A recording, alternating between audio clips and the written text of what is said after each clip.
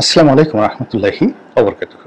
সম্মানিত দর্শক, ডক্টর মোহাম্মদ ইউনূসের নেতৃত্বাধীন অন্তর্বর্তীকালীন সরকার এবং রাজনৈতিক দল বিএনপি পয়েন্ট অফ নো রিটার্নে চলে গিয়েছে এবং তারা তাদের যে রাজনৈতিক পরিকল্পনা, তারপর তাদের কৌশল এবং ক্ষমতা লাভ করার অথবা ক্ষমতা ছেড়ে দেওয়ার যে কৌশল, এই কৌশল নিয়ে রীতিমতো মুখোমুখি দাঁড়িয়েছে এবং এই মুখোমুখি খুব দ্রুত যদি বিশৃঙ্খলায় রূপ নেয়, অরাজকতায় রূপ নেয়, বিদ্রোহ বিপ্লবে রূপ নেয়, রাজপথ উত্তপ্ত হয়, আমি একটু অবাক হব না। আপাত দৃষ্টিতে আপনারা কতগুলো ঘটনা দেখেছেন। সেটি হল ডক্টর মোহাম্মদ ইউনূস তিনি একটি সাক্ষাৎকার দিয়েছেন জাপানের একটি টেলিভিশন এনএসকে সেটির সঙ্গে, এবং সেখানে তিনি ডিসেম্বরের মধ্যে একটি নির্বাচন দেওয়ার ব্যাপারে আশ্বাস দিয়েছেন, অভিব্যক্তি ব্যক্ত করেছেন। এটি আমার কাছে মনে হয়েছে যে তার অন্তর থেকে এই কথা তিনি বলেননি, মস্তিষ্ক থেকে এই কথা তিনি বলেননি, এবং এরকম একটা পরিবেশ এবং পরিস্থিতি বাংলাদেশে তৈরি হয়নি এখন পর্যন্ত, যে কারণে এই 2025 সনের ডিসেম্বর মাসে নির্বাচন হতে পারে। কাজেই তিনি তার প্রতিপক্ষকে বিভ্রান্ত করার জন্য, আশ্বস্ত করার জন্য, ধোঁকা দেওয়ার জন্য, যেটা বলেন লাইনে আনার জন্য তিনি এই কথাটা বলেছেন। তিনি বাংলাদেশে কারোর সঙ্গে এই কথা বলেননি, বিদেশি একটি গণমাধ্যমের সঙ্গে বলেছেন। ইটস ভেরি, যাকে বলা হয়, অ্যালার্মিং। এটি গেল এক। 2 নম্বর হলো যে বিএনপির একটি শক্তিশালী দল, তারা সম্প্রতি ডক্টর মোহাম্মদ ইউনূসের সঙ্গে দেখা করেছেন এবং আগে যেভাবে একটা তুলু পুত্র ভাব নিয়ে দেখা করেছেন, ঠিক ওই রকম নয়। এখানে মির্জা ফখরুল সাহেব, সালাউদ্দিন সাহেব, মেজর হাফিজ সাহেব যারাই গিয়েছেন, তাদের বডি ল্যাঙ্গুয়েজ ছিল যাকে বলা হয় আগামীতে তারা ক্ষমতায় আসবেন শতভাগ নিশ্চিত, এরকম।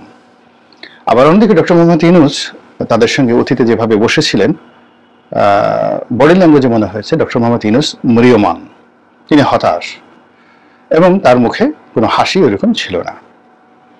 এবং বিএনপির যারা নেতৃবৃন্দ রয়েছেন, তাদের গলায় অতীতের মতো মালা ওইরকম ছিল না। তারা ঠিক অনেকটা আগামীতে ক্ষমতায় আসবে, এই ক্ষমতা যারা কন্টিনিউ করছে, just caretaker, they are not the authority, তারা কেয়ারটেকার, এরকম একটা অভিব্যক্তি তাদের চলনে বলনে কথাবার্তায় তারা ফুটিয়ে তুলেছেন। দ্বিতীয় যে দৃশ্যটি, সেটি হল ডক্টর মোহাম্মদ ইউনূস অতীতে যেভাবে এক হাতে সবকিছু নিয়ন্ত্রণ করেছেন, ওইভাবে না করে এইবার তিনি তার সবচেয়ে শক্তিশালী কয়েকজন উপদেষ্টা, অর্থ উপদেষ্টা সালেহ আহমেদ, যার সঙ্গে বিএনপির খুবই ভালো সম্পর্ক, তাকে ডেকেছেন। আদিলুর রহমান, তাকে ডেকেছেন। আদিলুর রহমান বিএনপির একজন নেতা ছিলেন এবং বিএনপির জমানাতে তিনি ডেপুটি অ্যাটর্নি জেনারেল হিসেবে দায়িত্ব পালন করেছেন সুপ্রিম কোর্টে, তিনি ছিলেন। আসিফ নজরুল বিএনপি পন্থী, জামাতপন্থী বুদ্ধিজীবী হিসেবে দীর্ঘদিন এই একটা যাকে বলা হয় সামাজিক পরিচিতি গড়ে তুলেছেন। তো বিএনপি মাইন্ডেড 3 জন উপদেষ্টাদেরকে নিয়ে তিনি ডক্টর মোহাম্মদ ইউনূস বিএনপি নেতাদের বৈঠক করেছেন।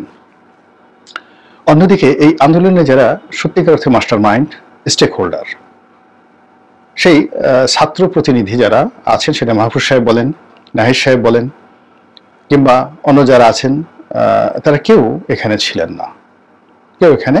না, এবং তাদেরকে রীতিমতো এখানে ব্ল্যাক আউট করে দেওয়া হয়েছে। পরবর্তীতে যখন ছবি তোলা হয়েছে, সেই ছবিতে দেখা গেল আসিফ নজরুল পকেটে হাত দিয়ে তিনি দাঁড়িয়ে আছেন। এই যে পকেটে হাত দিয়ে দাঁড়ানো, এটা ভীষণ রকম, এই যে বডি ল্যাঙ্গুয়েজ, ভীষণ রকম বোঝা যাচ্ছে যে এখানে একটা যাকে বলা হয় তার শরীর, মন, তারপরে তার মস্তিষ্ক, সবগুলো ভিন্ন অ্যাঙ্গেলে তিনি ওই সময়টাতে ছিলেন। ওটাকে সামাল দেওয়ার জন্য তিনি পকেটে হাত দিয়েছেন। নর্মালি এই ধরনের ফটো সেশনে পকেটে কেউ হাত দেয় না।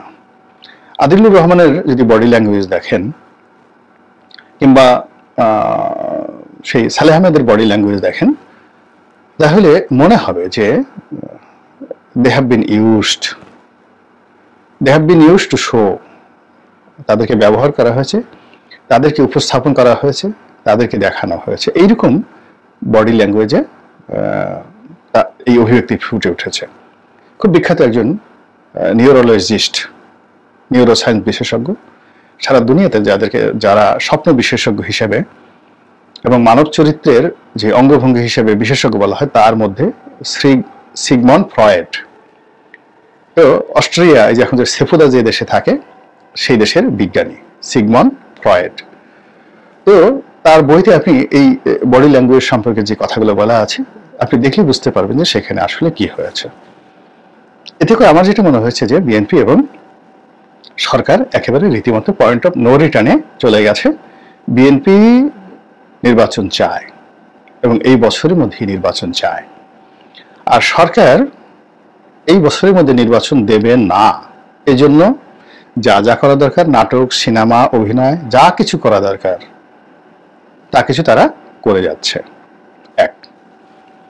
2 নম্বর হলো যে বিএনপি জানে যে 2025 যদি পার হয়, 26 হয়, এখন যে পুরো পরিস্থিতির উপর তাদের যে নিয়ন্ত্রণ রয়েছে তার 1% 2026 সনে থাকবে না। বরং এই যে অপারেশন ডেভিল হান্ট চলছে, এখন কি হচ্ছে, আওয়ামী লীগের লোকজনকে ধরা হচ্ছে। এরকম সপ্তাহখানেক পরে যদি বিএনপির 1000-2 লোককে সারা বাংলাদেশ থেকে ধরা হয়, এখন যে সকল লোক যমুনাতে গিয়ে ঠিক সিনা উঁচু করে কথা বলেছেন, এই লোকগুলোকে তখন আপনি দেখবেন তাদের বডি ল্যাঙ্গুয়েজ কেমন হয়ে যায়। আর আসিফ নজরুল, আদিলুর রহমান এবং জনাব সালেহ, তার বডি ল্যাঙ্গুয়েজ কেমন হয়ে যায়, তখন আর একটা ছবি তুলে আপনারা দেখবেন যে বিএনপির এই যে অপারেশন ডেভিল হান্টের নাম করে যদি বিএনপির 2000 লোককে কেন ধরা হবে। আমি যেহেতু বিএনপি করি, আমি এই কথাগুলো বলবো না, কিন্তু ধরার যথেষ্ট কারণ আছে এবং তাদেরকে যদি বিভিন্ন এলাকা থেকে ধরা হয়, ওই এরকম অনেক এলাকাতে এরকম পরিস্থিতির সৃষ্টি হয়েছে যে জনগণ সেই মিষ্টি বিতরণ করবে। This is the reality. BNP এটা জানে, তো জানার কারণে তারা দ্রুত নির্বাচন চাচ্ছে, আর সরকারও জানে। তো জানার জন্য বিএনপিকে ওই ধীরে ধীরে যেভাবে টেনে টেনে টেনে টেনে বর্ষি লাগিয়ে তাদেরকে একেবারে কাঙ্ক্ষিত মাকামে নিয়ে গেছে যেন তাদেরকে ধরা যায়। এই জিনিসগুলো তারা করে যাচ্ছে। এরপর যেটি নিয়ে তাদের মধ্যে বিরোধ খুব দ্রুত শুরু হবে, উইদিন 2 মাসের মধ্যে, 60 ডেজের মধ্যে। সেটি হলো বিএনপি চাচ্ছে যে স্থানীয় সরকার নির্বাচনটি জাতীয় নির্বাচনের পরে হবে এবং এটি বিএনপি ক্ষমতায় এসে তারা করবে। আর বর্তমান যারা আছেন তাদের মরে গেলেও, তারা যদি মরেও যায়, তাদের একেবারে শেষ শক্তি দিয়ে তারা স্থানীয় সরকার নির্বাচন করে যাবেই। তারা জেলে যাবে, ক্ষমতা হারাবে, তারা জানে যে এমনি তাদের কোনো সেফ এক্সিট নেই। কাজেই তারা যে কাজটি করতে চাচ্ছে সেই কাজটি করার প্রাথমিক সফলতা তারা দেখাতে পারবে যদি তারা বিএনপির বিরুদ্ধে গিয়ে স্থানীয় সরকার নির্বাচন করতে পারে। এবং আমার সঙ্গে যাদের কথা হয়, সরকারে যারা ঘনিষ্ঠ ব্যক্তি রয়েছেন, তারা তাদের সবারই এই ব্যাপারে, মানে এটা তাদের টপ প্রায়োরিটি যে তারা যে কোনো মূল্যে স্থানীয় সরকার নির্বাচন তারা করবেই। এটা নিয়ে বিএনপির সঙ্গে তাদের যে মুখোমুখি যে সংঘাতটি, এটি অনিবার্য হয়ে পড়বে উইদিন 60 ডেজ।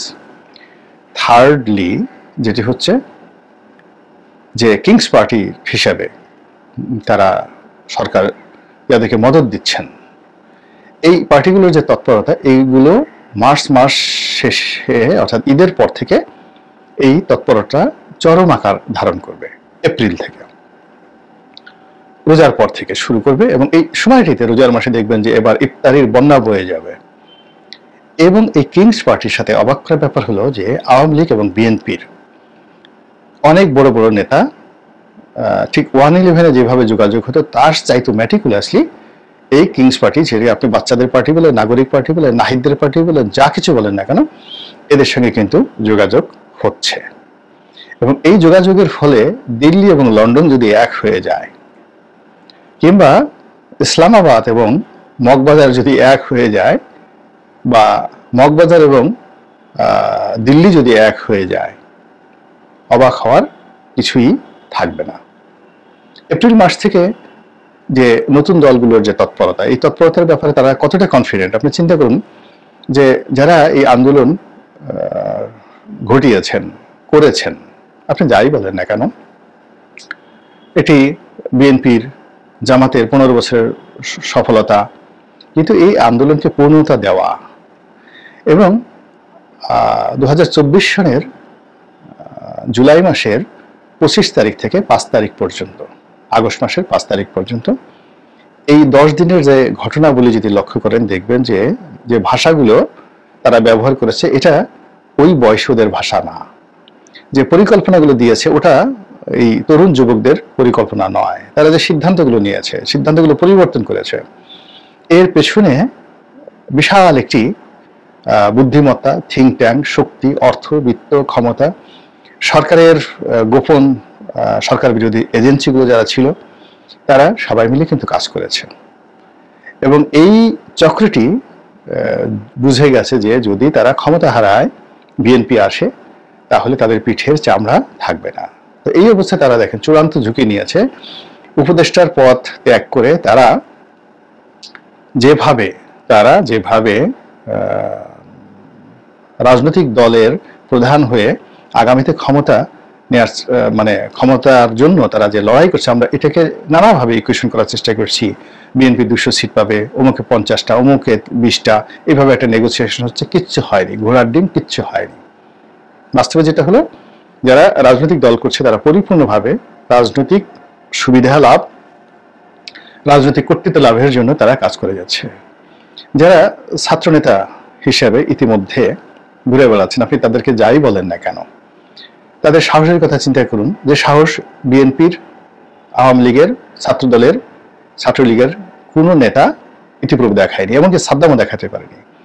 এই যে গাজীপুরে ঘটনা ঘটলো বা টিএসসিতে ঘটনা ঘটলো, ঢাকা কলেজে মারামারি হলো, সেখানে এই বৈষম্য বিরোধী নেতারা যেভাবে ছুটে গেলেন গভীর রাতে, তো এটা প্রথমত আপনি তাদের সাহস, তাদের দূরদর্শিতা, তাদের নেতৃত্বের গুণাবলী, অথবা তাদের পেছনে যারা আছেন তারা তাদেরকে এতটা নিরাপত্তা দিয়েছেন যে একটা উত্তপ্ত জ্বলন্ত কড়াইয়ের মধ্যে ঝাঁপ দেওয়ার জন্য যে শক্তিমত্তা দরকার সেটি তাদের আছে, এখন পর্যন্ত আছে। এটাকে আপনি তাচ্ছিল্য করতে পারেন না। এইগুলো নিয়ে সরকার, বিএনপি, অন্যান্য রাজনৈতিক দলের মধ্যে যে রসায়ন রয়েছে, সেই রসায়নে আগামীতে খুব বেশি একটা ভালো কিছু রন্ধন তৈরি হবে আমার কাছে মনে হচ্ছে না। আল্লাহ আমাদের সবাইকে হেদায়েত দান করুন এবং হেফাজত করুন। আসসালামু আলাইকুম ওয়া রাহমাতুল্লাহি ওয়া বারাকাতুহু।